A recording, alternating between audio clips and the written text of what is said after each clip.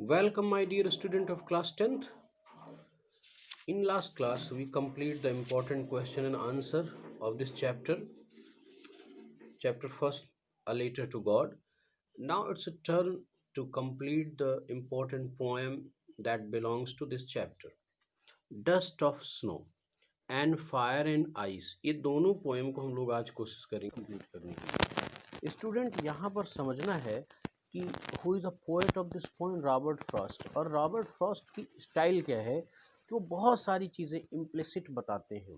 Explicit एक example तो देंगे, यानी बाहर की दुनिया में एक एग्जाम्पल तो देंगे, लेकिन उससे हिडन जो सेकेंड डायमेंशन होगा वो बहुत गंभीर होता है, वो भी आपको समझना होगा। तो पोएम तो देखने में बड़ी छोटी है, लेकिन ये अपने अंदर जो सिग्निफिकेंस है इसका वो बहुत इम्पोर्टेंट है। पहले ये समझ ले कि जो डस्ट ऑफ स्नो पोएम है वो आपको क्या रिफ्लेक्ट करती है। वो रिफ्लेक्ट करती है कि there is a importance of even a little things in this world, very little things, बहुत छोटी से छोटी चीज़ है वो भी बहुत महत्व रखती है। लेकिन उस छोटी सी चीज़ की जो इम्पोर्टेंस है वो time and position, time and situation पर निर्भर करती है। एक निश्चित समय और एक परिस्थिति ऐसी आती है कि वो छोटी सी छोटी चीज़ आपके लिए बहुत इम्पोर्टेंट हो जाती है। तो उसी तरह से डस्ट ऑफ स्नो कुछ आपके सामने रिप्रेजेंट करेगी। तो देखते हैं क्या है। The way a crow swooped down on me the dust of snow from a hemlock tree. The way a crow swooped down on me. swoop down का मतलब होता है नीचे गिरा देना। The way a crow swooped down on me, मेरे ऊपर उस क्रो ने कुछ गिरा दिया। क्या? The dust of snow. Dust of snow, dust of snow का मतलब little particle of ice that are spreaded or that are laid on tree branches and leaves from a hemlock tree। और ये hemlock tree, अब ध्यान रखना, इस पूरे को पिक्चराइज करें। एक hemlock tree है, ये दरअसल एक तरह से कॉनिफेरस वेजिटेशन होता है। मैं कॉनिफेरस कैसे बना रहा हूँ, मतलब कॉनिफेरस वेजिटेशन होता है, लेकिन ये काफ़ी पॉइजनस होता है। ये ट्री काफ़ी पॉइजनस होता है, हेमलॉक ट्री। अब इसी हेमलॉक ट्री पर एक कौवा बैठा है, एक क्रो बैठा है। अब देखिए ये क्या करता है कि ये सूप डाउन ऑन मी, क्या? डस्ट ऑफ स्नो, इस हेमलॉक ट्री पर जमी हुई जो बर्फ़ है उसको मेरे ऊपर गिरा देता है।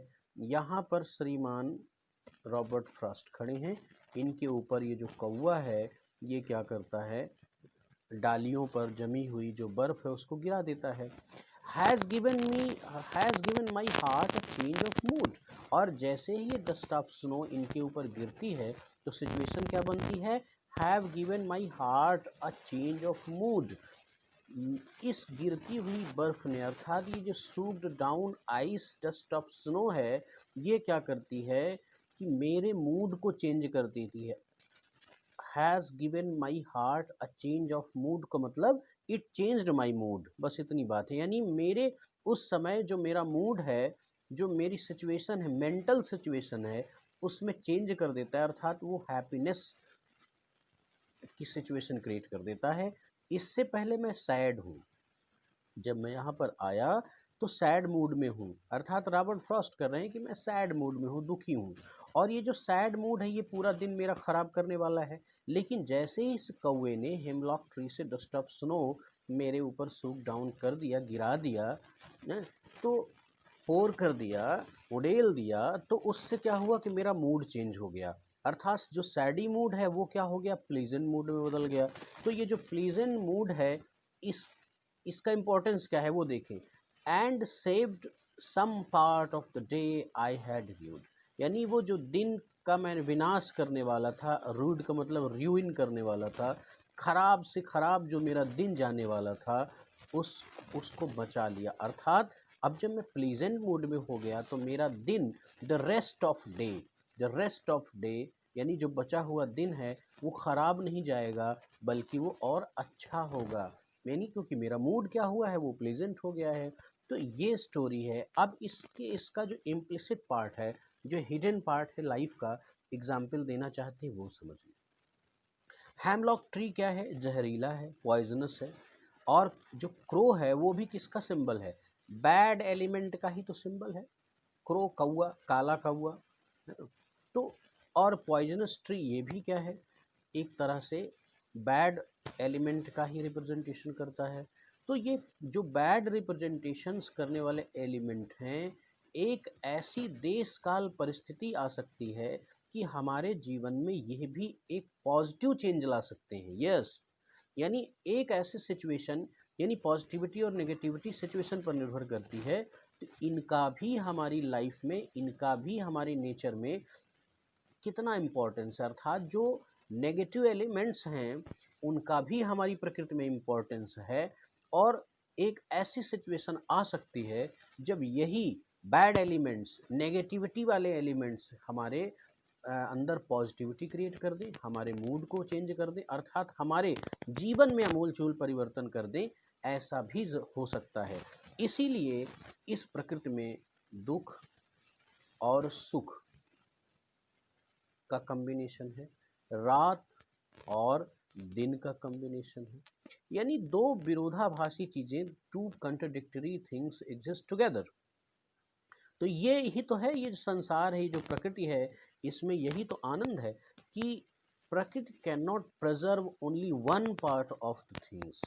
Yes, one part of life को ही केवल प्रकृति प्रिजर्व नहीं कर सकती। मतलब nature cannot give you only happiness for whole life. नहीं, ये तो एक पार्ट है ना, एक सिक्का है, इसके दो पहलू हैं, एक इधर वाला और एक इधर वाला।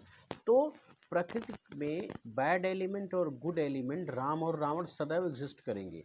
तो ये उस सिचुएशन पर निर्भर करता है कि वो बैड एलिमेंट उस सिचुएशन में क्या प्रोवाइड करता है। हो सकता है कि उस बैड एलिमेंट के एक्ट से ही आपके जीवन में कोई पॉजिटिव चेंज आ जाए और आप उसको एक्सेप्ट कर लें और आपके जीवन में काफ़ी परिवर्तन आ जाए।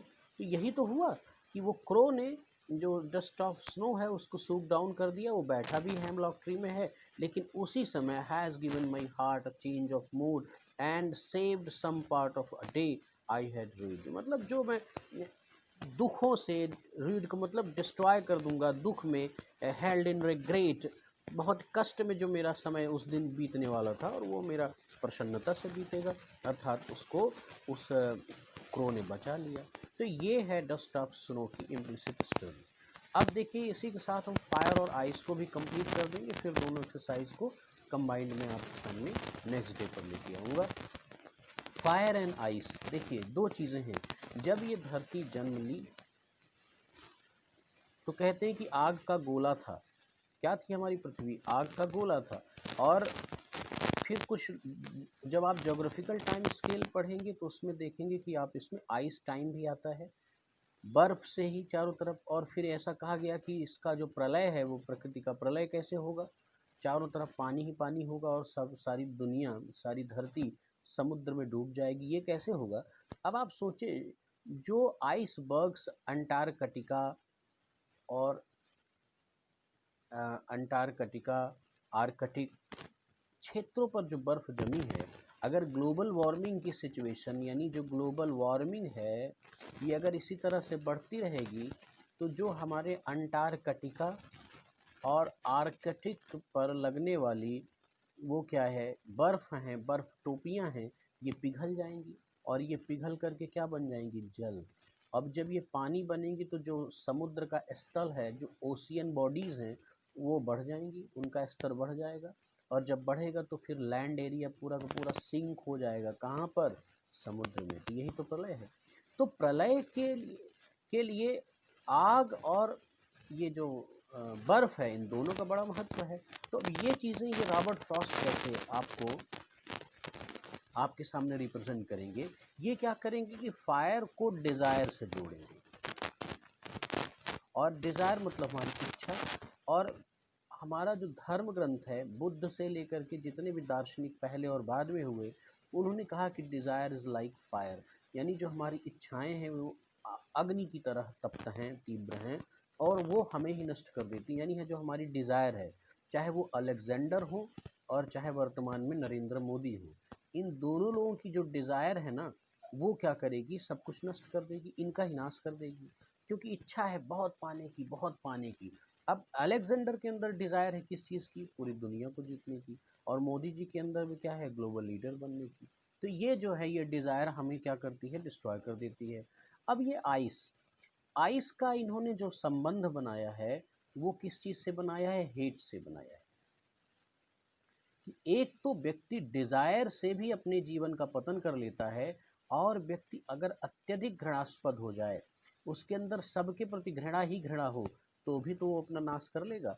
तो यही चीज़ फायर एंड आइस का कोर थीम है। और इसको देखते हैं कि some say the world will end in the fire, some say in ice. कुछ लोग कहते हैं कि ये जो दुनिया का अंत है वो फायर से होगा, और कुछ लोग कहते हैं कि किसमें किसकी वजह से होगा? आइस की वजह से होगा। From what I have tested of desire, मतलब मैंने तो जो टेस्ट किया है, तो चीखने वाला टेस्ट नहीं कि मतलब जीभ में रख के टेस्ट किया, मतलब एक्सपीरियंस किया है जो डिज़ायर का। I hold with those who favour fire. तो मैं ठीक है, मैं उनका सपोर्ट करता हूँ कि जो फायर के पक्ष में हैं, अर्थात जो ये कहते हैं कि नहीं, इस दुनिया का अंत जो होगा वो फायर से होगा। तो मैं इस चीज़ को मान सकता हूँ, क्योंकि मैंने अनुभव किया है डिज़ायर का। और desire is just like a fire. तो ये एक डिज़ायर जिस तरह से आदमी का विनाश कर देती है, उसी तरह से ये फायर भी क्या है? ये फायर भी इस वर्ल्ड का एंड कर सकती है। ये बोल रहे हैं कि ये मैंने एक्सपीरियंस किया है। But if it had to perish twice, it का मतलब यहाँ पर ये जो वर्ड है, ये जो संसार है, अगर इस संसार को दो बार, पेरिस का मतलब डिस्ट्रक्ट होना, डिस्ट्रॉय होना, अगर दो बार इस संसार को नष्ट होना हो, तो I think I know enough of hate. तो मैं सच में कहूँ तो मेरा अनुभव ये कहता है कि मैं एनफ यानी पर्याप्त रूप में मैं जानता हूँ क्या? हेट के बारे में। और मैं और यानी ये कह रहे हैं कि एक तो ये मैंने इसका सपोर्ट किया कि ठीक है फायर नष्ट कर सकती है, लेकिन कह रहे हैं कि अगर दो बार ही नष्ट करना हो इस दुनिया को, तो केवल फायर तो है ही है। और एक चीज़ और है जो बोल रहे हैं मैं जानता हूँ, आई थिंक आई नो, मुझे लगता है कि मैं जानता हूँ क्या? एनफ पर्याप्त मात्रा में, ऑफ हेट यानी हेट का भी। आई नो एनफ का अर्थ ये है कि आई एक्सपीरियंस, जैसे टेस्टेड यहाँ पर है ना डिज़ायर, तो वैसे टेस्टेड हेट।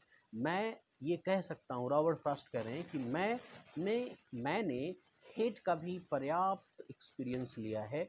और इस आधार पर मैं कह सकता हूँ to say that for destruction ice is also great, and the word suffice यानी and would suffice, destruction ice is also great। और ये मैं अपने अनुभव से कह सकता हूँ कि जो विनाश है आइस के द्वारा वो भी कम नहीं है, वो भी ग्रेट है।